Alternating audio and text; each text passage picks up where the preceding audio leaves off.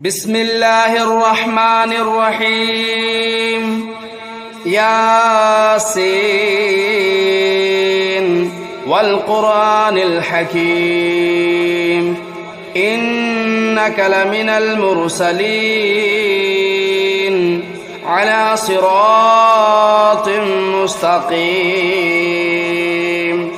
تنزيل العزيز الرحيم لتنذر قوما ما أنذر آباؤهم فهم غافلون لقد حق القول على أكثرهم فهم لا يؤمنون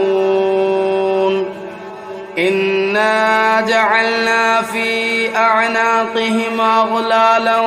فهي إلى الأذقان فهم مقمحون وجعلنا من بين أيديهم سدا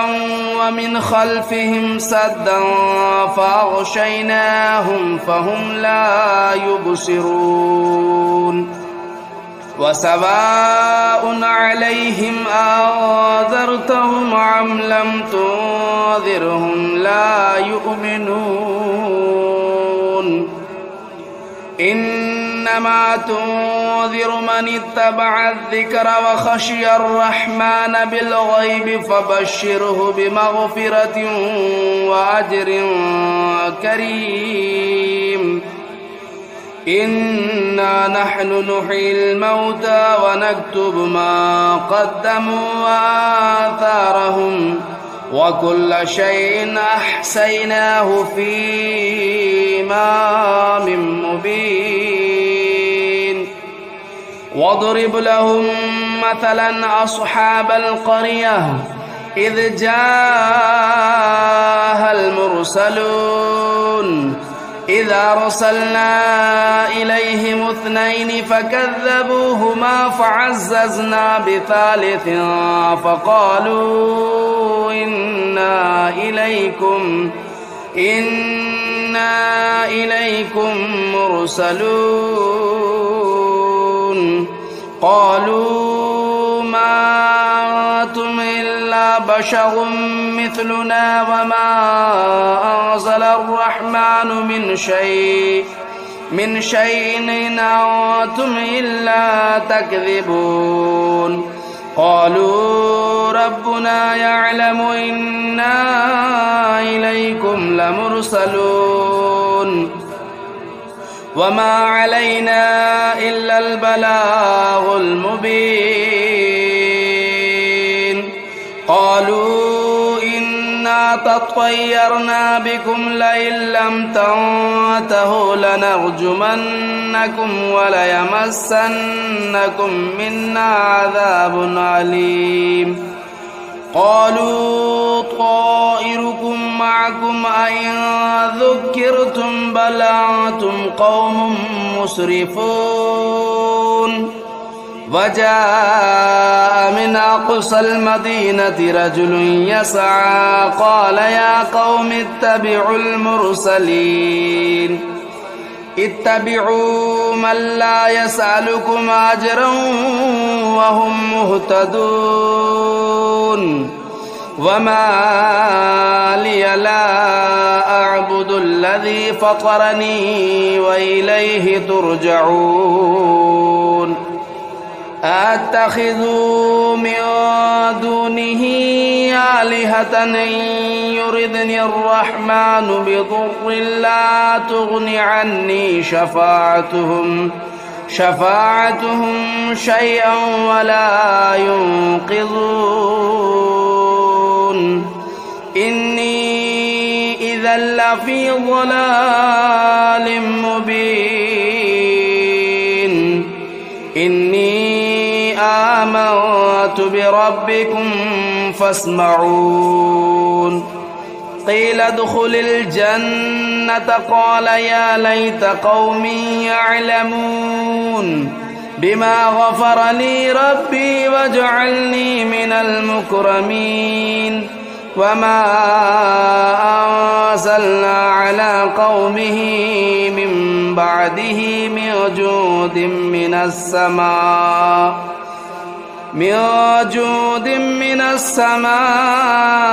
وما كنا منزلين إن كانت إلا صيحة واحدة فإذا هم خامدون يا حسرة على العباد ما يأتيهم من رسول إلا كانوا به يستهزئون ألم يروا كم أهلكنا قبلهم من القرون أنهم إليهم لا يرجعون وإن كل لما جميع لدينا محضرون وآية لهم الأرض الميتة أحييناها وأخرجنا منها حبا فمنه يأكلون وجعلنا فيها جنات من نخيل وأعناب وفجرنا فيها من العيون ليأكلوا من ثمره وما عملته أيديهم أفلا يشكرون سبحان الذي خلق الأزواج كلها مما تنبت الأرض ومن أنفسهم ومما لا يعلمون وآية لهم الليل نسلخ منه النهار فإذا هم مظلمون والشمس تجري لمستقر لها ذلك تقدير العزيز العليم والقمر قدرناه منازل حتى عاد كالعرجون القديم لا الشمس ينبغي لها أن تدرك القمر ولا الليل سابق النهار وكل في فلك يسبحون وآية لهم أنا حملنا ذريتهم في الفلك المشحون وخلقنا لهم من مثله ما يركبون وإن نشأ نغرقهم فلا صريخ لهم ولا هم ينقذون إلا رحمة منا ومتاعا إلى حين وإذا قيل لهم اتقوا ما بين أيديكم وما خلفكم لعلكم ترحمون وما تأتيهم من آية من آيات ربهم إلا كانوا عنها معرضين وإذا قيل لهم أنفقوا مما رزقكم الله قال الذين كفروا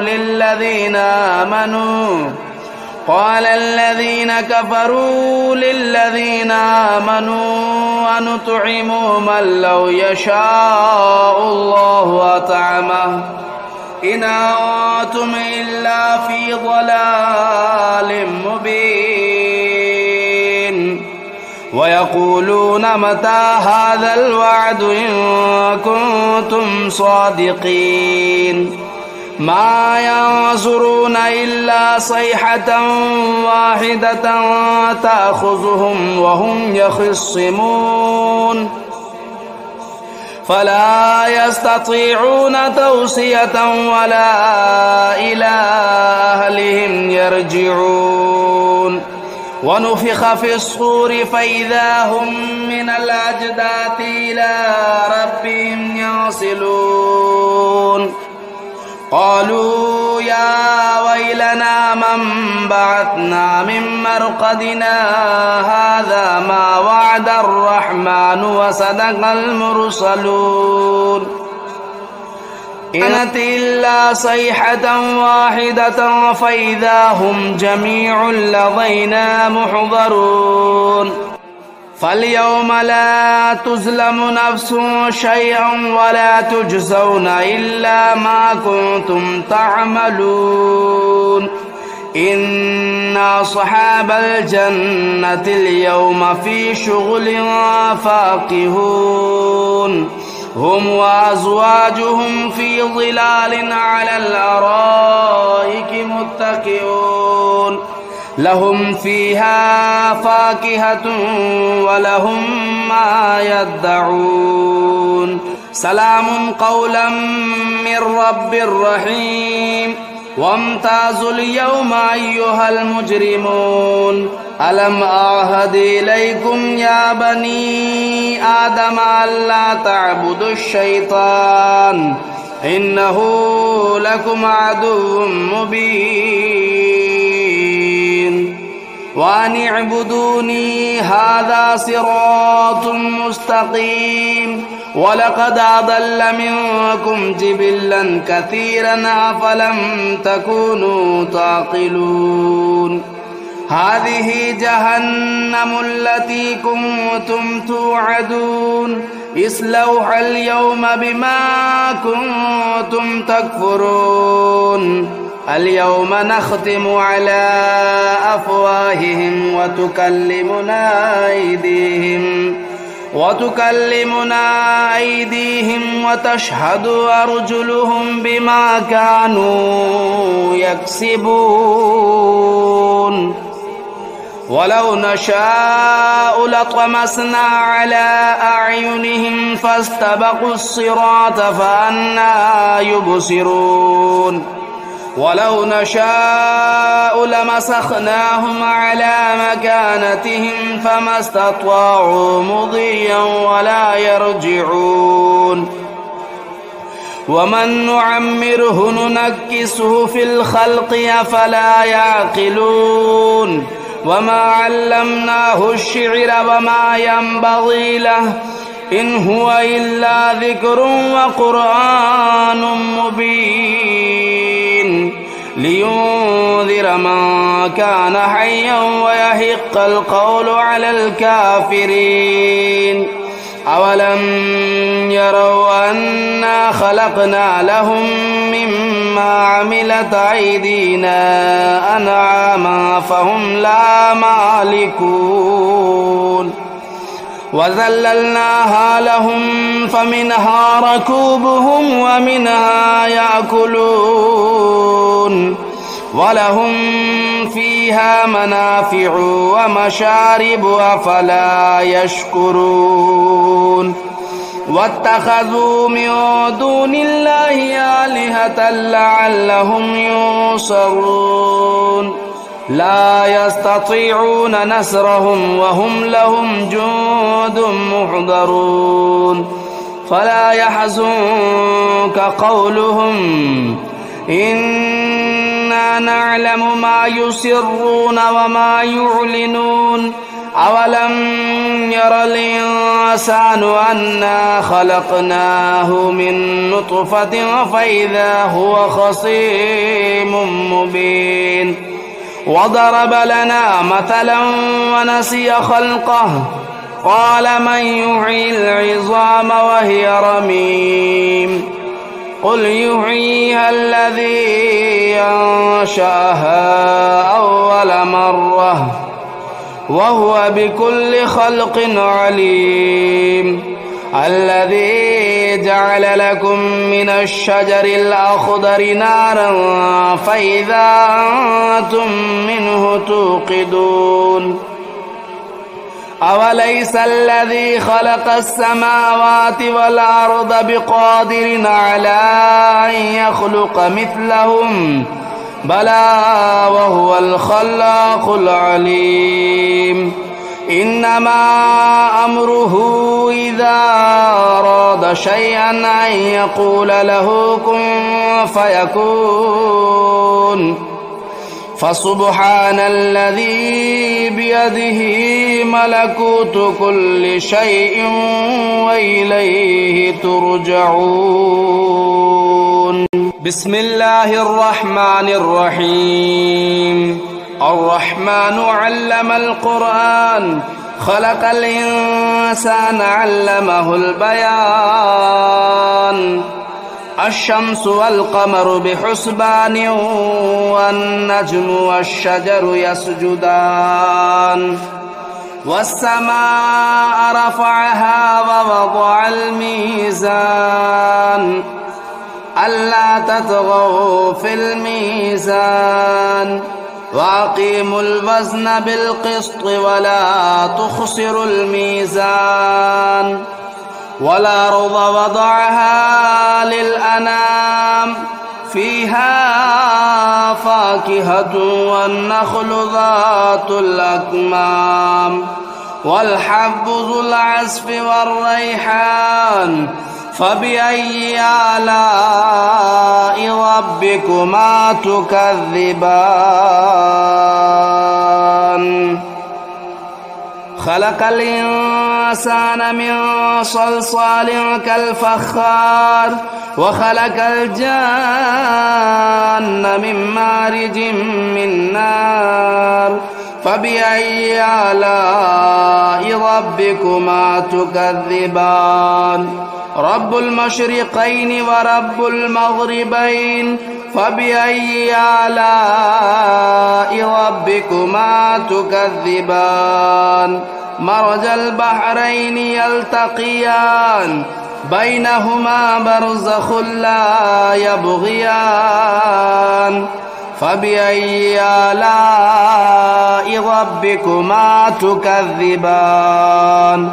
يخرج منهما اللؤلؤ والمرجان فبأي آلاء ربكما تكذبان وله الجوار المنشآت في البحر كالأعلام فبأي آلاء ربكما تكذبان كل من عليها فان ويبقى وجه ربك ذو الجلال والإكرام فبأي آلاء ربكما تكذبان يسأله من في السماوات والأرض كل يوم هو في شأن فبأي آلاء ربكما تكذبان سنفرغ لكم أيها الثقلان فبأي آلاء ربكما تكذبان يا معشر الجن والإنس إن استطعتم أن تنفذوا من أقطار السماوات والأرض فانفذوا لا تنفذون إلا بسلطان فبأي آلاء ربكما تكذبان يرسل عليكما شواظ من نار ونحاس فلا تنتصران فبأي آلاء ربكما تكذبان فإذا انشقت السماء فكانت وردة كالدهان فبأي آلاء ربكما تكذبان فيومئذ لا يسأل عن ذنبه إنس ولا جان فبأي آلاء ربكما تكذبان يعرف المجرمون بسيماهم فيؤخذوا بالنواصي والأقدام فبأي آلاء ربكما تكذبان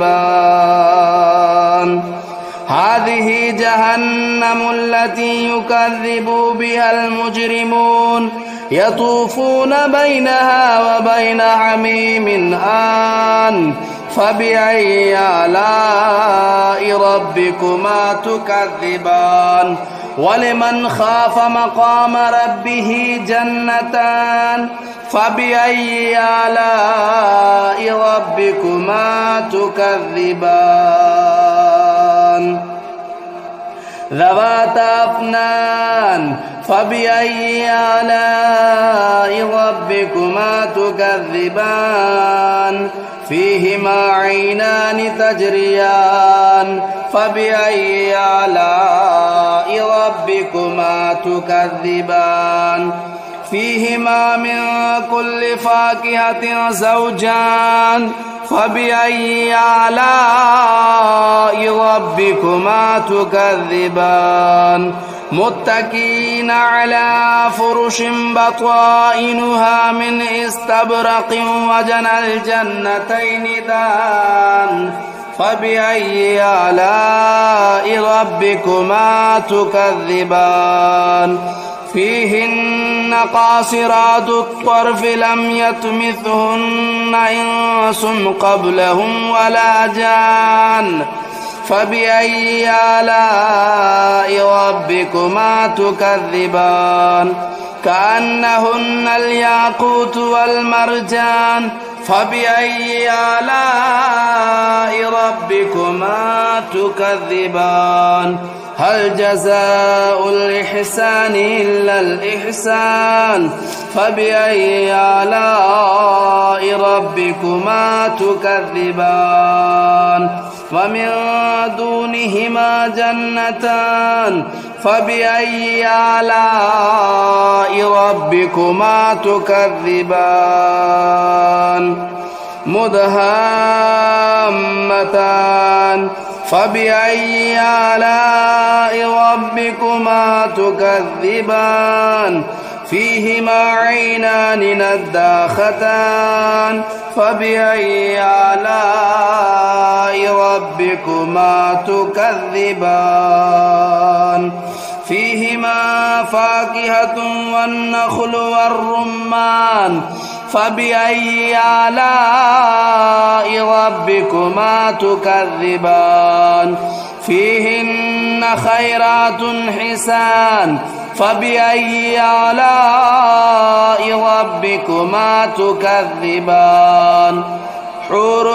مقصورات في الخيام فبأي آلاء ربكما تكذبان لم يطمثهن إنس قبلهم ولا جان فبأي آلاء ربكما تكذبان متكئين على رفرف خضر وبخري حسان فبأي آلاء ربكما تكذبان تبارك اسم ربك ذو الجلال والإكرام بسم الله الرحمن الرحيم تبارك الذي بيده الملك وهو على كل شيء قدير الذي خلق الموت والحياة ليبلوكم أيكم أحسن عملا وهو العزيز الغفور الذي خلق 7 سماوات طباقا ما ترى في خلق الرحمن من تفاوت فارجع البصر هل ترى من فطور ثم ارجع البصر كرتين ينقلب إليك البصر خاسئا وهو حسير ولقد زينا السماء الدنيا بمصابيح وجعلناها رجوما للشياطين وأعتدنا لهم عذاب السعير وللذين كفروا بربهم عذاب جهنم وبئس المصير إذا ألقوا فيها سمعوا لها شهيقا وهي تفور تكاد تميز من الغيظ كلما ألقي فيها فوج سألهم خزنتها ألم يأتكم نذير قالوا بلى قد جاءنا نذير فكذبنا وقلنا ما نزل الله من شيء إن أنتم إلا في ضلال كبير وقالوا لو كنا نسمع أو نعقل ما كنا في أصحاب السعير فاعترفوا بذنبهم فسحقا لأصحاب السعير إن الذين يخشون ربهم بالغيب لهم مغفرة وأجر كبير وأسروا قولكم أو اجهروا به إنه عليم بذات الصدور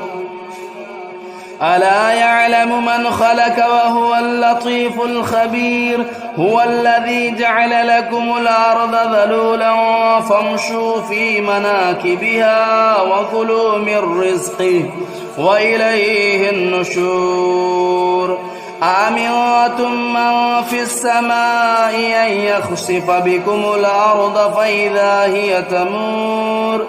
أم أمنتم من في السماء أن يرسل عليكم حاصبا فستعلمون كيف نذير ولقد كذب الذين من قبلهم فكيف كان نكير أولم يروا إلى الطير فوقهم صافات ويقبضن ما يمسكهن إلا الرحمن إنه بكل شيء بصير أمن هذا الذي هو جند لكم ينصركم من دون الرحمن إن الكافرون إلا في غرور أمن هذا الذي يرزقكم إن أمسك رزقه بل لجوا في عتو ونفور أفمن يمشي مكبا على وجهه أهدى أمن يمشي سويا على صراط مستقيم قل هو الذي أنشأكم وجعل لكم السمع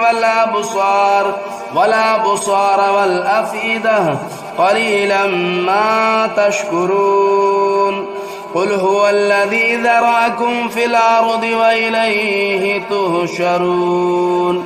ويقولون متى هذا الوعد إن كنتم صادقين قل إنما العلم عند الله وإنما أنا نذير مبين فلما رأوه زلفة سيئت وجوه الذين كفروا وقيل هذا الذي كنتم به تدعون قل أرأيتم إن أهلكني الله ومن معي